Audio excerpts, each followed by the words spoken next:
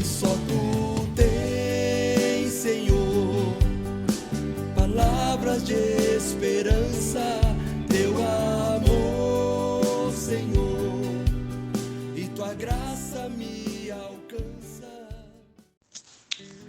Louvado seja o nosso Senhor Jesus Cristo, para sempre seja louvado, em nome do Pai, do Filho e do Espírito Santo. Amém. Palavras de esperança. Deus é rico em misericórdia. Eu sou João Batista. Que a paz de Jesus, o amor da Virgem Maria, esteja no teu coração e na tua vida. Hoje nós vamos concluir a leitura do livro de Jonas. Jonas capítulo 4, de 1 a 11. Essa leitura é muito interessante e ela traz aí um lado do profeta que, acredito eu, poucas vezes a gente vê em qualquer outro livro da Bíblia. Profeta que fica nervoso quando Deus faz o bem. É interessante demais o texto. Eu estava lendo aqui agora e tem um momento que se torna até engraçado, né? Você imagina a cena de um profeta que Deus dá aí a ordem, ele vai, anuncia, o bem acontece porque o profeta anunciou a palavra e de repente o profeta se revolta. Tá vendo? Por isso que eu não queria vir.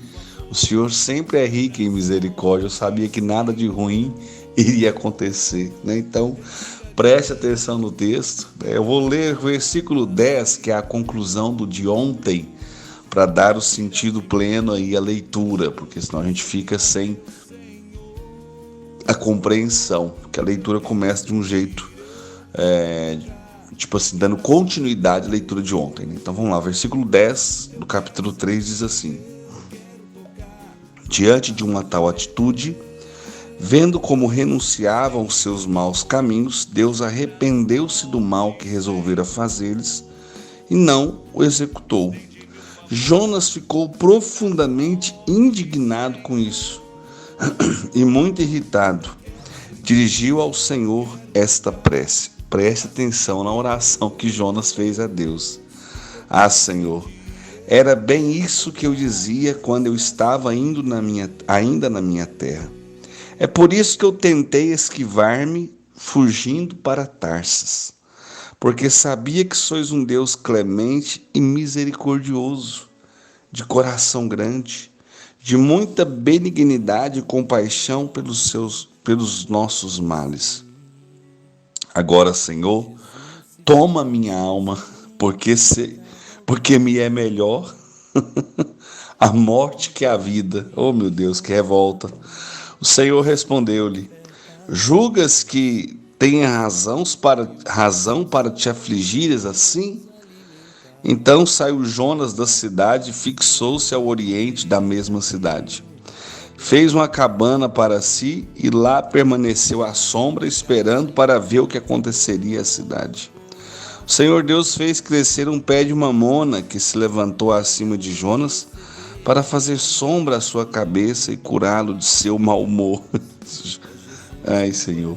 Jonas alegrou-se grandemente com aquela mamoneira. Mas, no dia seguinte, ao romper da manhã, mandou Deus um verme que roeu a raiz da mamona, e esta secou. Quando o sol se levantou, Deus fez soprar um vento ardente do oriente, e o sol dardejou seus raios sobre a cabeça de Jonas, de forma que o profeta, desfalecido, desejou a morte, dizendo: prefiro a morte à vida. O Senhor disse a Jonas: julgas que fazes bem em te irritares por causa de uma planta? Jonas respondeu: sim, tenho razão de me irar até a morte. Tivestes compaixão de um arbusto, replicou-lhe o Senhor, pelo qual nada fizestes, que não fizestes crescer, que nasceu numa noite morreu. E então não hei de ter compaixão da grande cidade de Nínive, onde há mais de 120.000 seres humanos, que não sabem discernir entre a sua mão direita e a sua mão esquerda, e uma inumerável multidão de animais? Palavra do Senhor, graças a Deus. Irmãos, desculpa aí os risos durante a leitura. Eu não estou rindo da palavra. Eu fico imaginando a cena do sujeito. Ai, Senhor, a palavra de Deus realmente, como dizia Padre Léo, tem momento que ela se torna muito interessante, muito engraçada. A reação dos personagens, né? Porque Jonas, o que acontece? Jonas, a palavra fala que ele ficou indignado. Ele ficou muito irritado. E aí ele fez uma oração para Deus. Você já rezou para Deus nervoso? Ai, Senhor, deve que Deus fica lá sentado olhando para nós morrendo de rir, né? Quando a gente faz uma oração com raiva. E aí na oração, ele até vai bem na oração. Olha, Senhor, era bem isso que eu dizia quando estava ainda na minha terra. Aí ele começa a se justificar. É por isso que eu tentei esquivar-me, fugindo para Tarsis, né? Indo para o caminho contrário ao que o Senhor queria. Por quê? Porque eu sabia que sois um Deus clemente, misericordioso, de coração grande, de muita benignidade e compaixão pelos nossos males. Então ele tenta justificar-se porque ele queria ir para outro caminho. Ao mesmo tempo ele já faz um grande louvor a Deus, dizendo quanto Deus é clemente, misericordioso, de coração grande, e é benigno, é cheio de compaixão pelas pessoas. E aí o versículo 3 vai contar o quê? Agora, Senhor, toma minha alma, porque é melhor a morte que a vida. Sabe o que Jonas está dizendo? Ele está dizendo assim, Senhor, diante de toda essa cidade de Nínive, parece que eu sou mentiroso. Que eu falei que só ia destruir a cidade, agora não destrói, né? Ao invés de Jonas se alegrar porque a profecia dele, a sua pregação, tinha surtido efeito, as pessoas estavam arrependidas dos seus pecados, estavam cobertas de saco, sobre cinzas, arrependidas do pecado que elas haviam cometido, a cidade inteira tinha ouvido a voz do profeta. Ao invés do profeta se alegrar porque a sua profecia tinha sido acolhida, o profeta se revolta. Se revolta porque ele falou, por que eu vim aqui pregar? Agora fica parecendo que eu sou um mentiroso. E eu sabia que o Senhor não ia fazer mal algum, porque o Senhor é rico em misericórdia. E Deus diz para ele assim, olha, eu não fiz nada exatamente porque as pessoas converteram à profecia que você proclamou. É como se Deus estivesse dizendo isso, né? E o versículo 4, o diálogo de Deus e Jonas é interessante. O Senhor respondeu-lhe, julgas que tens razão para para te afligires assim? É como se Deus estivesse dizendo para Jonas, será que você tem razão, está tão nervoso assim? E a resposta é o quê? Então saiu Jonas da cidade, fixou no oriente, como se Jonas mirasse ali no rumo, falar, vou lá para o alto daquele morro, e vou ficar olhando para ver o que vai acontecer. Eu quero ver o que vai acontecer, né? E ali ele permaneceu, fez uma cabana e lá permaneceu para ver o que iria acontecer com a cidade, né? Aí Deus, olha a forma de Deus ensinar para a gente, nos dar uma grande lição e nos chamar a atenção pelas vezes que nós ficamos irritados, nervosos, brigamos, xingamos, ficamos revoltados.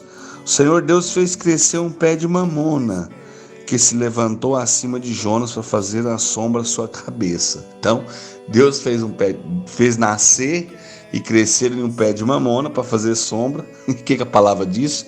Para curá-lo de seu mau humor. Jonas alegrou-se grandemente com aquela mamoneira. Então, olha, ele faz uma cabana, mas um calor muito grande, deserto, né? De repente nasce ali um pé de mamona, uma forma muito curiosa, né? Que é do dia para a noite. E para quê? Que aquilo? Para curá-lo do seu mau humor. Jonas estava muito mal-humorado. Deus falou assim, deixa eu dar uma lição para ele agora, ver que ele vai aprender. Eu vou deixar o meu amor e a misericórdia se derramar na vida dele. E depois eu vou dar a correção. Aí a palavra diz assim, mas no dia seguinte, ao romper da manhã, mandou Deus um verme que roeu a raiz da mamona e esta secou. O que acontece no versículo 8? Quando o sol nasce, né, Deus vai soprar um vento ardente do oriente e o sol, com seus raios, bateram na cabeça de Jonas. E o profeta ficou meio que morto, desfalecido, e desejou a morte, dizendo: prefiro a morte à vida.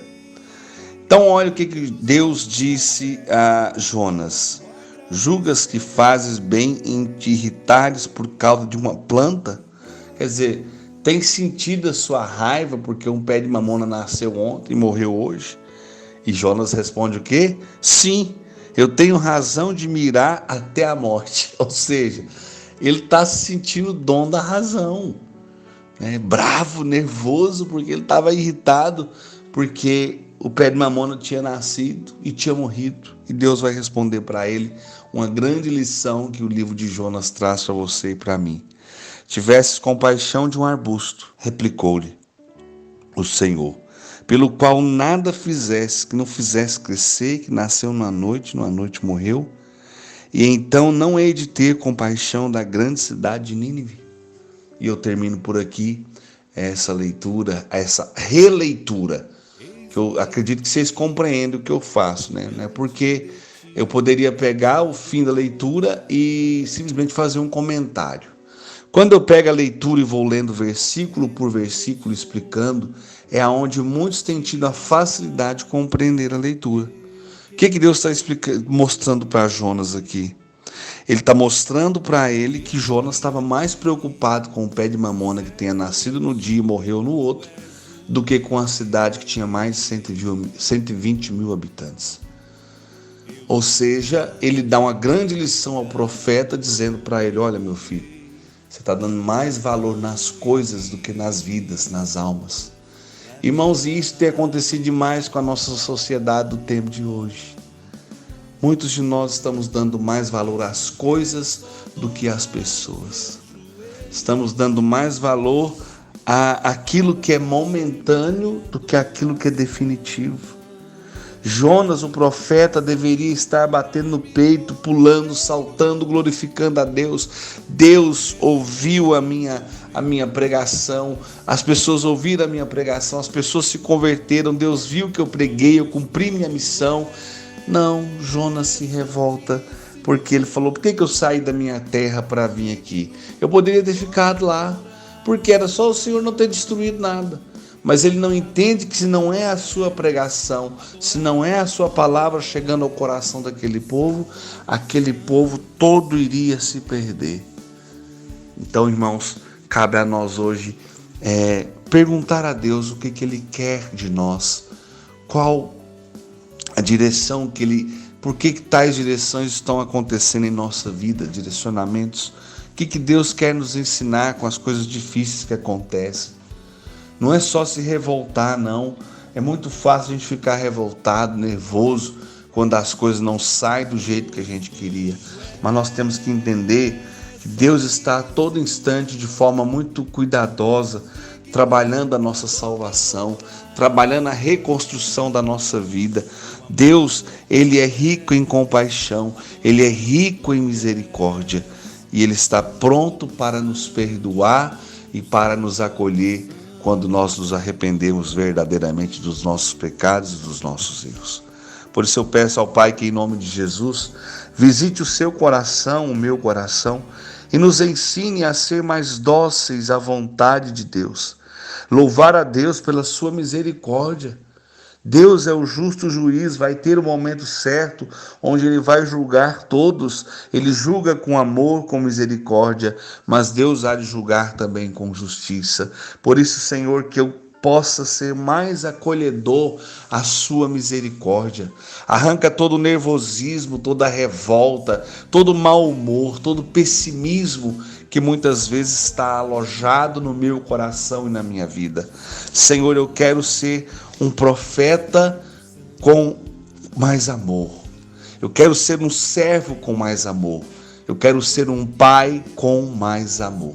Então, por isso, hoje, Senhor, eu coloco a minha vida na sua presença, pedindo-vos, abençoai, Senhor.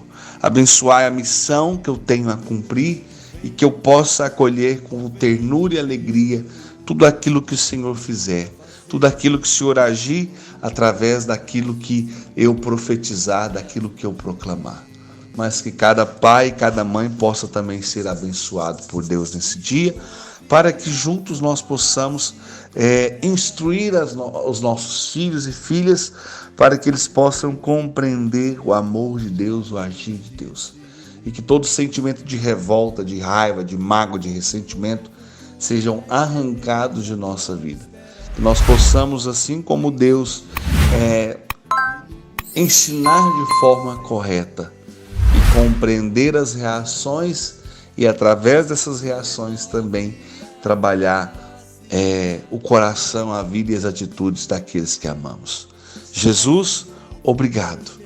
Obrigado pelo livro de Jonas, que muito trabalhou em nosso coração e, por fim, o Senhor quer nos dar a lição, que Tu és rico em compaixão, em misericórdia e estás sempre pronto a perdoar. Louvado seja o nosso Senhor Jesus Cristo, para sempre seja louvado, em nome do Pai, do Filho e do Espírito Santo. Amém. Um abraço a todos, de santos, porque Deus é santo.